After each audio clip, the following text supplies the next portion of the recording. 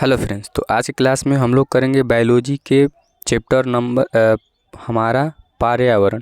तो इसी चैप्टर के जितने सारे ऑब्जेक्टिव है उसको हम लोग करेंगे जिस प्रकार से आपने देखा लाइव की क्लासों में होता था। तो चलिए फटाफट इस क्लास को स्टार्ट करते हैं।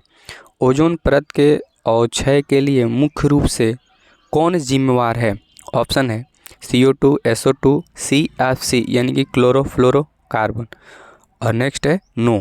तो इसका सही ऑप्शन कौन सा हो जाएगा? तो सही ऑप्शन हो जाएगा बिल्कुल CFC यानी क्लोरोफ्लोरोकार्बन। ऑप्शन सी बिल्कुल सही आंसर है। चलिए नेक्स्ट क्वेश्चन पे आते हैं। और अगला क्वेश्चन है कि ओजोन परत की क्षति का मुख्य कारण क्या है? क्लोरोफ्लोरोकार्बन, कार्बन, कार्बन मोनोऑक्साइड या इनमें से कोई नहीं? तो इसका भी सही आंसर कौन सा हो जाएगा? ऑप्शन ए यानी क्लोरोफ्लोरोकार्बन। चलिए अगले क्वेश्चन पे आते हैं हम लोग और फटाफट इस क्लास को करते हैं। मैदानी पारिस्थितिक तंत्र में तृतीयक उपभोक्ता है हरा पौधा, मेढक, ग्रास होपर या फिर सर्प? तो इसका सही आंसर हो जाएगा डी यानी कि सर्प। चलिए नेक्स्ट क्वेश्चन पे आते हैं। Question number 4। हम लोग इस क्लास में टोटल 40 क्वेश्चन करने वाले हैं। पारिस्थितिक तंत्र में ऊर्जा का प्रवाह होता है एक दिशीय, द्विदिशीय, बहुदिशीय या किसी भी दिशा में हो सकता है। तो इसका सही ऑप्शन हो जाएगा ए यानी कि एक दिशीय। चलिए नेक्स्ट क्वेश्चन पे आते हैं। किसी पारिस्थितिक तंत्र में ऊर्जा को ग्रहण करने वाले होते हैं उत्पादक, उपभोक्ता, अपघटनकर्ता या सूक्ष्मजीव? तो इसका सही आंसर हो जाएगा ए यानी कि उत्पादक। चलिए नेक्स्ट क्वेश्चन पे आते हैं। निम्नलिखित में कौन उत्पादक है? सर्प है, ग्रासहोपर है, मेढक है या फिर घास है? तो इसका सही आंसर कौन सा हो जाएगा? घास। चलिए नेक्स्ट क्वेश्चन पे आते हैं। प्राथमिक उपभोक्ता क्या कहलाते हैं? शाकाहारी, मांसाहारी, सर्वाहारी या फिर अपघटक?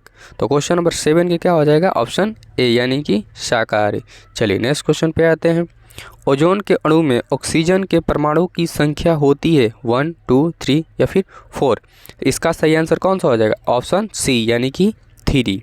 चलिए नेक्स्ट क्वेश्चन पे आते हैं। ये आपका एक प्रैक्टिस टाइप है जो कि जितने सारे आपने क्लास किए होंगे, जितने पढ़ाई किए होंगे, उससे कुछ ऑब्जेक्टिव है जो कि इसमें आपको देखने के लिए मिलेंगे। और इस चैप्टर का नाम है हमारा पर्यावरण, जो कि बायोलॉजी का भाग है। चलिए निम्नलिखित में किसे आप उपभोक्ता की श्रेणी में रखेंगे? हरे पौधे, नीलहरित शैवाल, जंगली जानवर, फूल और पत्ते? तो इसका सही आंसर हो जाएगा सी यानी कि जंगली जानवर। चलिए नेक्स्ट क्वेश्चन पे आते हैं। क्वेश्चन नंबर 10 और इस सेट का हमारा लास्ट क्वेश्चन रहेगा।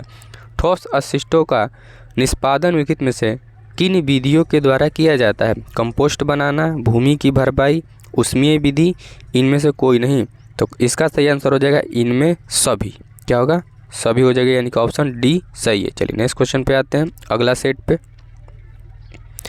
यानी कि सेकेंड। चलिए फर्स्ट क्वेश्चन है कि वातावरण में ओजोन की मात्रा में गिरावट लाने वाला मुख्य कारक क्या है? CH, CO2 या CFC, इनमें से कोई नहीं? तो इसका सही आंसर हो जाएगा भी CFC यानी क्लोरोफ्लोरोकार्बन। चलिए नेक्स्ट क्वेश्चन पे आते हैं। किसी स्थलीय परितंत्र में सूर्य की ऊर्जा का कितने प्रतिशत हरे पेड़ पौधे द्वारा अवशोषित किया जाता है? 0.05, 0.01, 0.04, 0.08? तो इसका सही आंसर हो जाएगा बी यानी कि 0.01। चलिए नेक्स्ट क्वेश्चन पे आते हैं।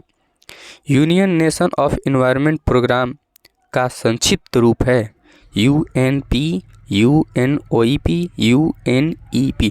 इसको तो आप फर्स्ट वर्ड का मतलब हर एक जितने सारे वर्ड दिए हैं उसका फर्स्ट लेटर को आप ले लोगे तो आपका तो ऐसे ही सही हो जाएगा। तो इसका कौन हो जाएगा? सी यानी कि देखिए United, U, nation, N, environment, E और प्रोग्राम पी।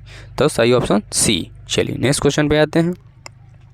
वे पदार्थ जैविक प्रक्रम द्वारा अपघटित हो जाते हैं क्या कहलाते हैं? क्वेश्चन नंबर 4 का जैव निम्नीकरण, जैव अनिम्नीकरण दोनों यानी ABCD दोनों, और इनमें से कोई नहीं? तो इसका सही आंसर हो जाएगा ए जैव निम्नीकरण। चलिए नेक्स्ट क्वेश्चन पे आते हैं। किसी मानव निर्मित परितंत्र का नाम है कलम, बगीचा, नदी, समुद्र? तो क्वेश्चन नंबर 5 का सही आंसर हो जाएगा बी यानी कि बगीचा। चलिए नेक्स्ट क्वेश्चन पे आते हैं। भोजन का कितना प्रतिशत मात्रा उपभोक्ता के अगले स्तर तक पहुंचता है? 0.2, 0.1, 0.4, 0.3? तो क्वेश्चन नंबर 6 का सही आंसर हो जाएगा 0.1 यानी कि बी। चलिए नेक्स्ट क्वेश्चन पे आते हैं। Question number 7। नीलहरित शैवाल किस पोषी स्तर से संबंधित है? उत्पादक, उपभोक्ता, दोनों या इनमें से कोई नहीं? तो क्वेश्चन नंबर 7 का सही आंसर है ए उत्पादक। चलिए नेक्स्ट क्वेश्चन पे आते हैं। एक सर्वाहारी जीव है बाघ, कुत्ता, गाय, उपरोक्त में से सभी? तो क्वेश्चन नंबर 8 का सही आंसर हो जाएगा बी यानी कि कुत्ता। चलिए नेक्स्ट क्वेश्चन पे आते हैं। क्वेश्चन नंबर 9, बगीचा तथा खेत किस प्रकार के परितंत्र है? प्राकृतिक, मानव निर्मित, जलीय, इनमें से कोई नहीं। तो इसका सही आंसर हो जाएगा 9 का बी, यानी कि मानव निर्मित। चलिए नेक्स्ट क्वेश्चन पे आते हैं और क्वेश्चन नंबर 10।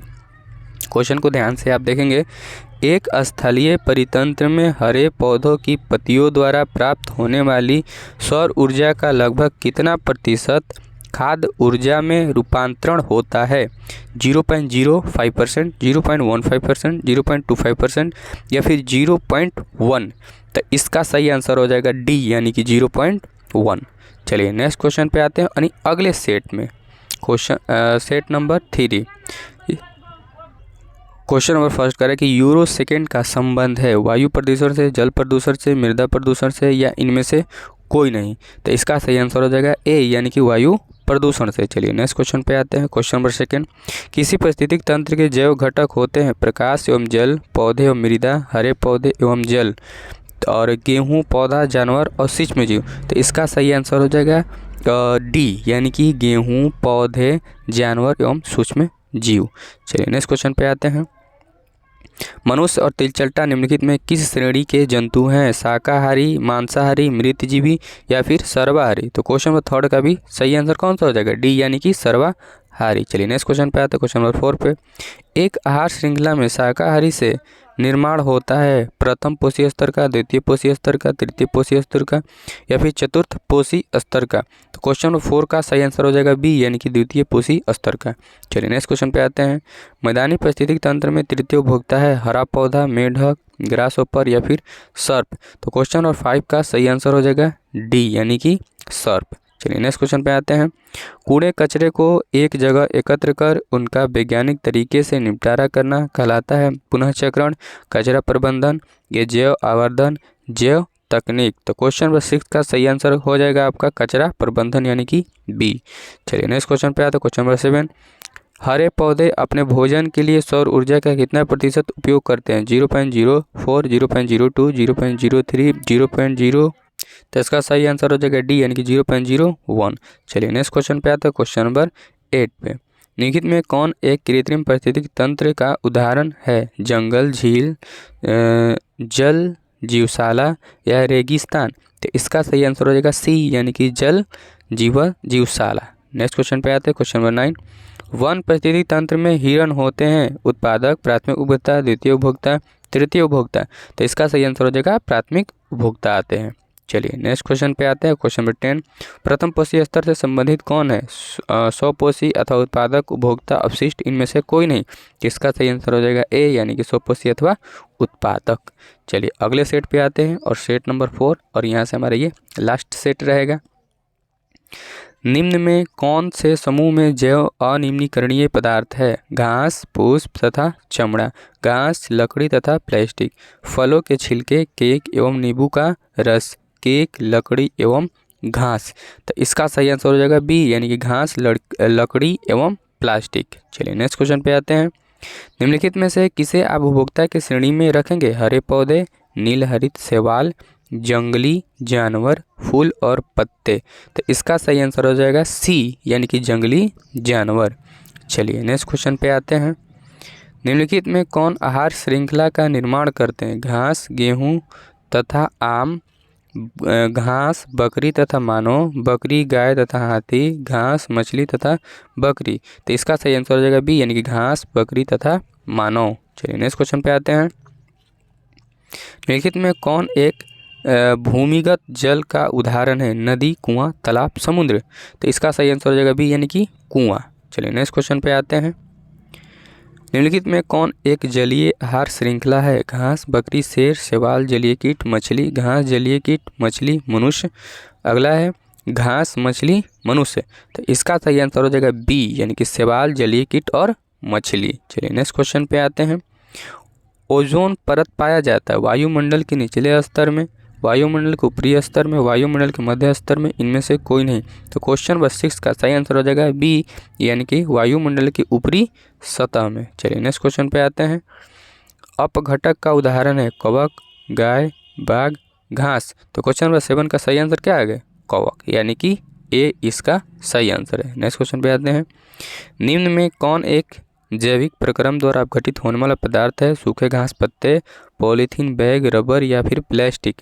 तो इसका सही आंसर हो जाएगा 8 का ए, यानी कि सूखे घास एवं पत्ते। क्वेश्चन नंबर 9, सही आहार श्रृंखला है चिड़िया, सांप घास, मछली घास, गाय, बकरी घास, हिरन घास, हिरन शेर। तो इसका सही आंसर हो जाएगा डी, यानी कि घास, हिरन, शेर। चलिए नेक्स्ट क्वेश्चन पे आते हैं। क्वेश्चन नंबर 10, निम्नलिखित में से कौन एक जैव अनिम्नीकरणीय पदार्थ है? डीडीटी, कागज, वाहित, मलजल, इनमें से कोई नहीं। तो इसका सही आंसर हो जाएगा ए, यानी कि डीडीटी। चलिए तो यहाँ से हमारा ये सेट पूरा तरह से समाप्त होता है और ये चैप्टर जो हमारा था हमारा पर्यावरण, इसका भी हमने टोटल 40 क्वेश्चन प्रैक्टिस किया। अगले क्लास में हम लोग अगले चैप्टर के देखेंगे, यानी कि प्राकृतिक संसाधनों का प्रबंधन। इसे जितने सारे ऑब्जेक्टिव हो सकते हैं उसको हम लोग करेंगे प्रैक्टिस।